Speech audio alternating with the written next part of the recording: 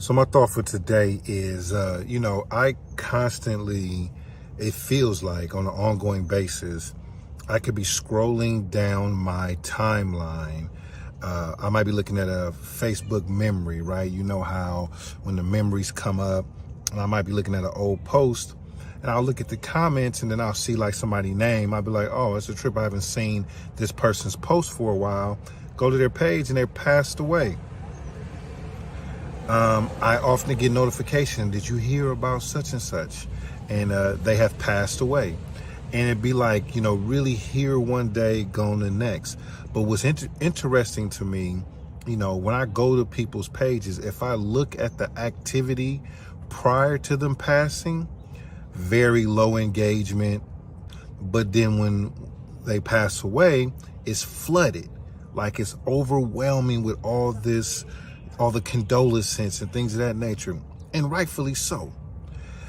And then I go to, about a dozen funerals a year, it feels like, if not more, just a couple of months, I went to 2 funerals in one day, and this upcoming Thursday, I'm going to 2 funerals in one day.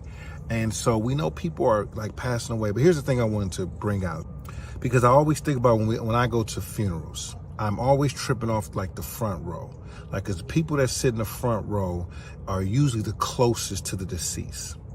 And then afterwards, after the service, right, everybody usually starts to gather, but it's very few conversation about the person that we're actually there for. Folks unconsciously really start to move forward with life relatively quickly. Like most of the times when I go to a funeral, it's almost like a high school reunion or a reunion of some sort, because you see people that you haven't seen in a while. And so that's where the conversations are at. And then I know, because I'm guilty of this, we profess a lot of love for the person that has left us, but we don't do a good job at checking on their kids or checking on their mother or checking on their husbands and wives. Like, we say we'll be there for, most of us would be like, if you need anything, let me know. But we never really circle back to see if they need anything. And so I want to encourage you today, what's the whole purpose of the post?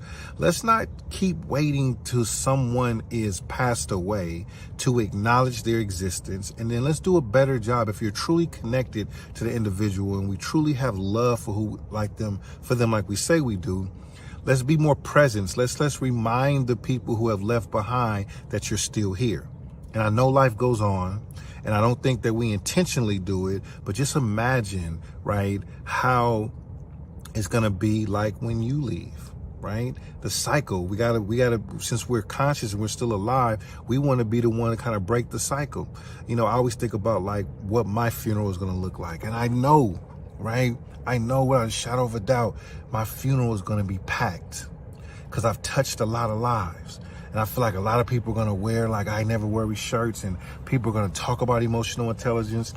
And the thoughts of me might last a little bit longer because I got books and online training. I have a footprint that will remind you every now and then that I existed. But eventually, like, that'll all go away. And that's a trip. Like, whenever I'm sitting at a funeral, I always think about like, man, what is my funeral going to be? Like, how is everybody going to show up? Why are they showing up? But then, like, the people I leave behind, will people really, check on them and take care of them? Or will I just be a passing moment like everything else? That's why the dash is important, right? They talk about the dash, right? From the day, on your tombstone, right? You have the day you were born and then the day you die. And they say the dash in between is what's important. I seen a post the other day where it said, it sure would be nice if we could rest in peace while we are alive, right? Instead of waiting till we're dead to be at peace.